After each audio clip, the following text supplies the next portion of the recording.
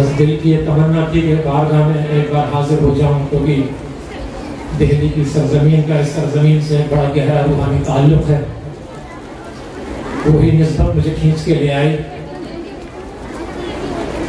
بسم اللہ الرحمن الرحیم، الحمدللہ رب العالمین۔ میں جانتا ہوں، میرا رب جانتا ہے، اللہ کا ایک گناہگار بندہ ہوں، ایک حقیر بندہ ہوں، جو آپ کے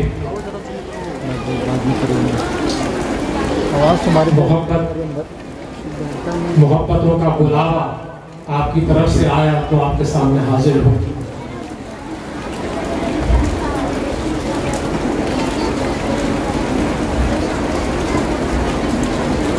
بارگاہ محبوب الہی کا یہ ادنا غلام آپ تمام حضرات کی خدمت میں اپنا سلام پیش کرتا ہے۔ السلام علیکم ورحمۃ اللہ وبرکاتہ۔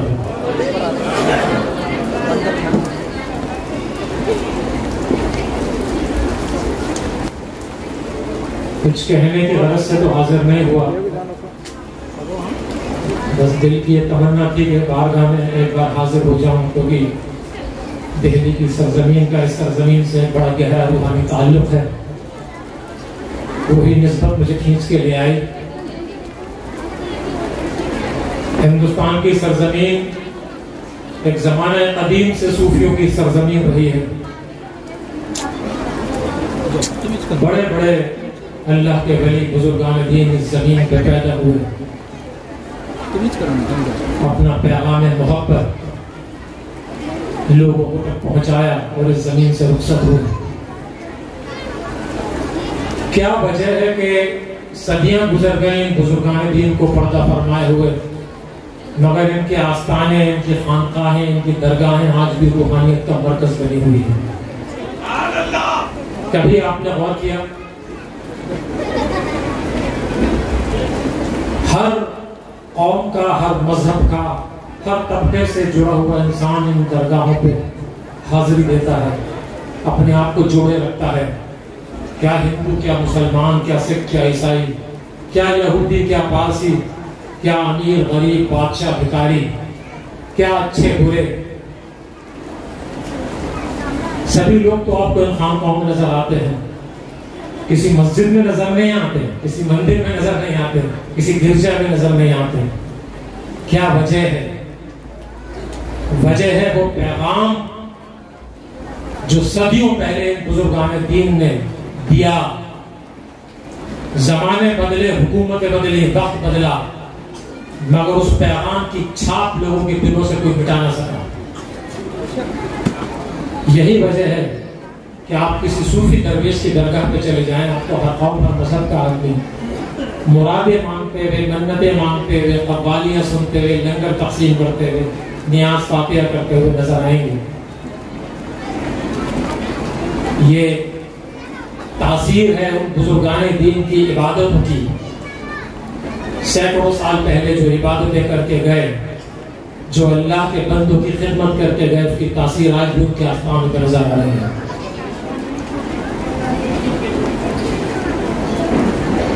حضرت نظام الدین اولیاء محبوب الہی، جہاں سے میری وابستگی ہے، جہاں سے میرا تعلق ہے،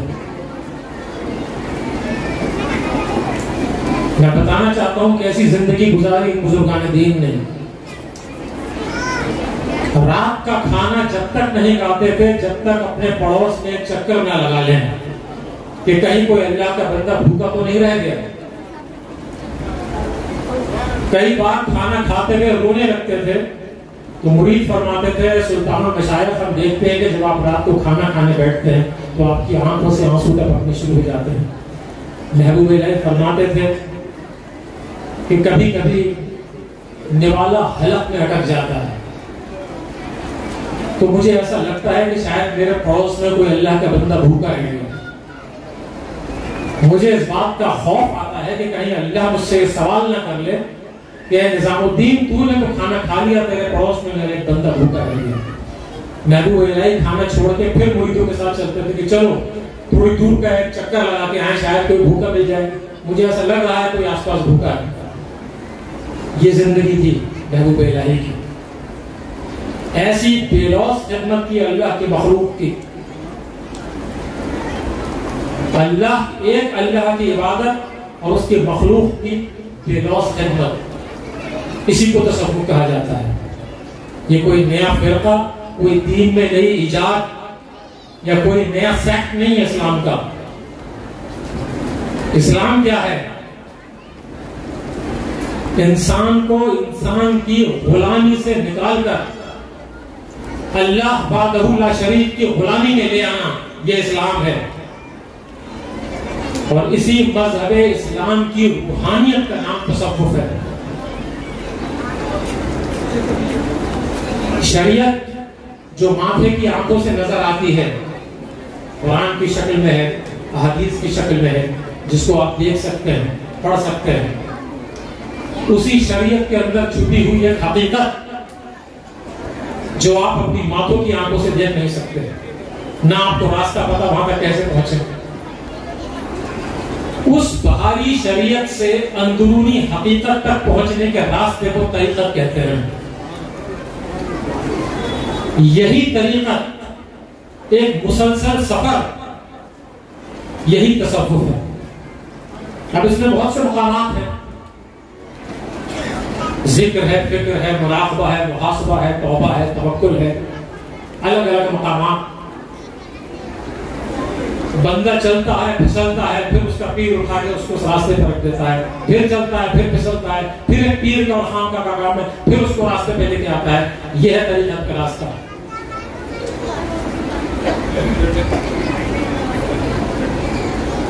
علم حاصل کرنے کی، علم جب انسان حاصل کرتا ہے تو بہت سی صفات پیدا ہو جاتی ہیں۔ اس میں ایک صفت یہ بھی ہے کہ انسان کے اندر تکبر پیدا ہو جاتا ہے، غرور آ جاتا ہے۔ اس کو ختم کرنے کا کام خانقاہیں کرتی ہیں، اور خانقاہوں کے اندر جو تعلیم دی جاتی ہے، جو تربیت دی جاتی ہے، اس کا بیس یہی ہوتا ہے کہ انسان کے اندر سے میں نکل جائے۔ میں، میرا علم، میرا گھر، میرا مستقبل، میرا خاندان، میرا کاروبار، میری نوکری، اس چیز کو نکال دینا خانقاہوں کا کام ہے۔ ضرورت پڑتی ہے کامل پیر کی۔ حضرت نظام الدین اولیاء محبوب الہی بچپن میں بدایوں میں جب پڑھا کرتے تھے تو سب سے پہلا خطاب جو ان کو بدایوں کے مدرسے سے ملا وہ ملا محفل بہاف شکن۔ محبوب الہی کے سامنے کوئی بحث اور مباحثے کے اندر ٹھہر نہیں پاتا تھا۔ 16 سال کی عمر میں دہلی آ گئے تو پھر ایک پیاس جاگی دل میں کہ مجھ کو روحانی پیر کی تلاش ہے۔ ایک شخص نے، قوال تھا ابو بکر نام کا، اس شخص نے حضرت بابا فرید رحمۃ اللہ علیہ کا ذکر کیا۔ محبوب الہی کا دل ادھر داخل ہوا، اجودھن کی طرف روانہ ہوئے، حضرت بابا فرید رحمۃ اللہ علیہ کے مرید ہوئے۔ محبوب الہی جن کو محفل بہاف شکن کا ٹائٹل ملا تھا، بہت بڑے عالم تھے جوانی کی عمر میں، ان کو بابا صاحب نے کس کام پہ لگایا؟ کہا تمہارا کام یہ ہے نظام الدین کہ روز جاؤ جنگل سے لکڑیاں کاٹ کے لاؤ، کھانا پکاؤ۔ یہ ٹریننگ دی جاتی تھی خانقاہوں کے اندر، اور جب یہ ٹریننگ دی جاتی تھی تو پھر کون بن کے نکلتا تھا؟ کوئی نصیر الدین چراغ دہلوی بن کے نکلتا تھا، کوئی آئین ہند اخی سراج بن کے نکلتا تھا، کوئی ابو الحسن امیر خسرو توتی ہند ترک اللہ بن کے نکلتا تھا۔ حضرت امیر خسرو رحمۃ اللہ علیہ دنیا میں آج بھی کسی خانقاہ میں جب مثال دی جاتی ہے کہ پیر کیسا ہو تو نام آتا ہے سلطان المشائخ محبوب الہی جیسا، اور مرید کیسا ہو تو ابو الحسن امیر خسرو جیسا۔ حضرت امیر خسرو ایک ایسے مرید جو اپنے پیر کے لیے جان، مال، عزت، آبرو سب کچھ قربان کرنے کے لیے تیار رہتے تھے۔ محبوب الہی فرماتے تھے خسرو تو اللہ سے میری زندگی کی دعا مانگا کر، کیونکہ جب تک میں زندہ ہوں تب تک تو زندہ ہے، اگر میں اس دنیا سے چلا گیا تو تو جدائی برداشت نہیں کر سکتا۔ آپ فرماتے تھے کہ اللہ مجھ سے پوچھے گا نظام الدین تو میرے لیے کیا لے کر آئے ہو، تو میں اس ترک کو آگے کر دوں گا۔ حضرت امیر خسرو کو محبت سے ترک کہا کرتے تھے حضرت نظام الدین اولیاء، اور حضرت امیر خسرو ایسے مرید علاؤ الدین خلجی وقت کا بادشاہ جس نے پوری زندگی یہ کوشش کی کہ سلطان المشائخ محبوب الہی سے ملاقات ہو جائے، عقیدت مند تھا بہت، مگر محبوب الہی منع کر دیا کرتے تھے، آپ کے مزاج میں نہیں تھا بادشاہوں سے ملاقات کرنا۔ حضرت امیر خسرو رحمۃ اللہ علیہ سے بھی کہلوایا، محبوب الہی نے فرمایا اس سے کہہ دینا کہ اس فقیر کی خانقاہ کے 2 دروازے ہیں، اگر بادشاہ سامنے کے دروازے سے آئے گا تو یہ فقیر پیچھے کے دروازے سے باہر نکل جائے گا۔ حضرت امیر خسرو کو بادشاہ نے بلایا اور کہا خسرو کئی بار ملنے کی کوشش کی، تمہارے پیر مجھ سے ملتے نہیں، کوئی ایسا وقت بتاؤ کہ وہ خانقاہ میں موجود رہتے ہو، کہیں باہر نہ جاتے ہو۔ حضرت امیر خسرو نے کہا شام کا وقت ہے، عصر کی نماز کے بعد وہ وہیں رہتے ہیں، اور اگر آپ جائیں گے تو ملاقات ہو سکتی ہے۔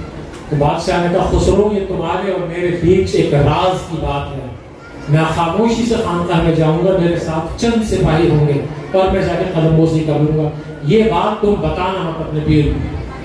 حضرت امیر خسرو خاموشی سے وہاں سے واپس آ گئے، محبوب الہی کی بارگاہ میں گئے، اپنے پیر و مرشد کی بارگاہ میں، اور فرمایا کہ کل علاؤالدین خلجی خاموشی کے ساتھ آپ سے ملنے آ رہا ہے۔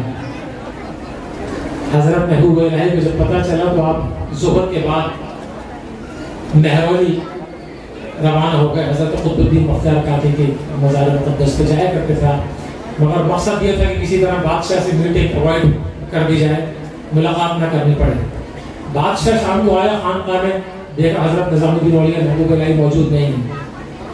حضرت امیر خسرو کو بلایا، کہا خسرو تم نے کہا تھا کہ تمہارا پیر اس وقت خانقاہ میں موجود رہتا ہے، وہ تو نہیں ہے۔ حضرت امیر خسرو نے فرمایا جی ہاں میں نے بتا دیا تھا کہ آپ آنے والے ہیں۔ علاؤالدین خلجی کا چہرہ غصے سے لال ہو گیا، کہنے لگا خسرو میں نے تجھے ایک راز کی بات بتائی اور وہ راز تم نے فاش کر دیا، تم جانتے ہو اس کی سزا کیا ہے؟ حضرت امیر خسرو مسکرایا اور کہا جانتا ہوں، زیادہ سے زیادہ میری جان چلی جائے گی، مگر اپنے پیر کو نہ بتاتا تو میرا ایمان چلا جاتا۔ غصے کے اندر علاؤالدین خلجی واپس لوٹ گیا۔ ایسے مرید حضرت امیر خسرو رحمۃ اللہ علیہ، ایک وقت وہ بھی آیا کہ ٹوٹی ہوئی جوتیوں کے بدلے سب کچھ قربان کر دیا۔ ایک شخص بہت غریب جو محبوب الہی کے بارگاہ میں آیا کہ مجھ کو کچھ عطا کر دیا جائے گا۔ محبوب الہی سونے چاندی کے سکے بھی بانٹتے تھے، کئی بار نذرانہ اتنا آ جاتا تھا کہ سونے چاندی کے سکوں پہ ڈھیر لگ جاتے تھے۔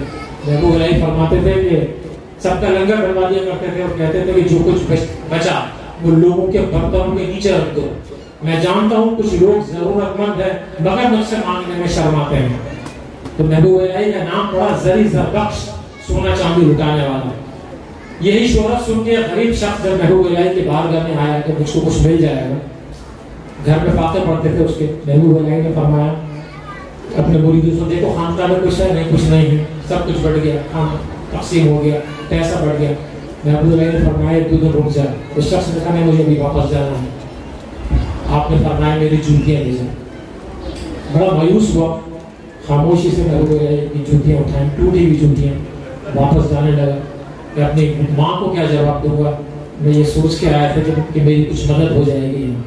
جا کے ایک سرائے میں قیام کیا، وہاں بیٹھ کے رونے لگا۔ اتفاق کی بات ہے کہ حضرت امیر خسرو کیونکہ کاروبار بھی کرتے تھے، حضرت امیر خسرو ایک سفر سے کاروباری سفر سے لوٹ کے آ رہے تھے، گھوڑوں کے اوپر کافی سونا چاندی موجود تھا اس وقت۔ حضرت امیر خسرو جب اس سرائے میں رکتے ہیں تو آپ کو محسوس ہوا کہ یہاں کوئی شخص ہے جو میرے پیر کی بارگاہ سے لوٹ کے آیا ہے۔ آپ نے فرمایا بوئے پیر میں آیا، مجھے میرے پیر کی خوشبو محسوس ہو رہی ہے، معلوم کرو یہاں کون ایسا شخص ہے جو میرے پیر سے ملاقات کر کے آیا ہے۔ معلوم کیا گیا کہ ہاں ایک شخص ہے جو بیٹھ کے کونے میں رو رہا ہے، وہ کہتا ہے کہ میں سلطان المشائخ کی بارگاہ سے آ رہا ہوں۔ حضرت امیر خسرو نے اس کو اپنے پاس بلایا اور کہا تو حضرت نظام الدین اولیاء کی بارگاہ سے آیا ہے، ان سے ملاقات کر کے آیا ہے، پھر بھی رو رہا ہے؟ اس شخص نے کہا آپ کے پیر و مرشد کے پاس گیا تھا کچھ مدد کے لیے، مگر انہوں نے اپنی ٹوٹی ہوئی جوتیاں پکڑا دی، ان کا کیا کروں؟ حضرت امیر خسرو نے کہا مجھ سے سودا کر، یہ جوتیاں مجھے بیچ دے اور اس کے بدلے جتنی دولت میرے پاس ہے میں تجھے دینے کو تیار ہوں۔ اس شخص نے کہا خسرو تم میرے ساتھ مذاق کرتے ہو؟ حضرت امیر خسرو نے کہا خسرو مذاق نہیں کرتا، ساری دولت اس شخص کو دی، وہ جوتیاں اس شخص سے خریدی اپنے سر پہ رکھی، اس کے اوپر ایک دستار باندھ دی، محبوب الہی کی بارگاہ میں گئے، محبوب الہی دیکھ کے مسکرائے کہ خسرو ایک سفر سے لوٹ کے آیا ہے، بتا اپنے پیر کے لیے کیا تحفہ لایا۔ حضرت امیر خسرو نے وہ جوتیاں سامنے رکھ دی، حضرت نظام الدین اولیاء دیکھ کے مسکرائے، فرمایا خسرو تم نے کتنے میں خریدی؟ حضرت امیر خسرو نے کہا جتنی دولت میرے پاس تھی ان جوتیوں کے بدلے میں نے اس شخص کو دی تھی۔ حضرت محبوب الہی نے فرمایا خسرو تو نے بہت سستی خرید لی۔ حضرت امیر خسرو قدموں میں گر گئے اور فرمایا میں جانتا ہوں یہ سودا بہت سستا تھا، وہ شخص اگر اس کے بدلے میری جان بھی مجھ سے مانگتا تو میں دے دیتا۔ یہ ایک مرید کا جذبہ، یہ رشتہ، یہ واقعہ میں نے آپ کو اس لیے بتایا کہ ایک طالب علم کا اپنے استاد کے ساتھ کیسا تعلق ہونا چاہیے۔ یہ واقعہ اس پہ روشنی ڈالتا ہے آپ کے دل میں کیا مقام ہونا چاہیے آپ کے پیر کا، آپ کے استاد کا، کہاں اس کی اسٹیج ہونی چاہیے آپ کے دل کے اندر، کس مقام پہ آپ اس کو رکھتے ہیں، یہ واقعہ بتاتا ہے۔ عقل سے سوچیں گے تو واقعہ دیر سے سمجھ میں آئے گا۔ ایک استاد کے لیے، ایک پیر کے لیے جان تک دینے کے لیے قربان، سب کچھ پیسہ روٹیاں قربان کرنے کے لیے تیار، دل سے سوچیں گے تو بات سمجھ میں آئے گی کہ ایک پیر کیسا ہوتا ہے اور ایک مرید کیسا ہوتا ہے۔ زیادہ وقت نہیں لینا چاہتا، میں تمام حضرات کا پھر سے شکریہ ادا کرتا ہوں، خاص طور سے ضیاء الحسن صاحب صاحب سجادہ کا، ان سے ایک قدیم تعلق ہے میرے بزرگوں کا، اور حضرت شیخ صاحب بیت المال ٹرسٹ ان کی پوری ٹیم کا۔ اللہ سے دعا ہے کہ اللہ آپ کو اور خیر و برکت عطا فرمائے، آپ جو کام لے کے چل رہے ہیں تعلیمی کام، اور راستے میں آنے والی دشواری اللہ دور کرے، اور جتنے میرے بھائی، میرے بزرگ، میری بہنیں بیٹھے ہیں، اللہ آپ کو بھی اپنے حفظ و امان میں رکھے، صحت سلامت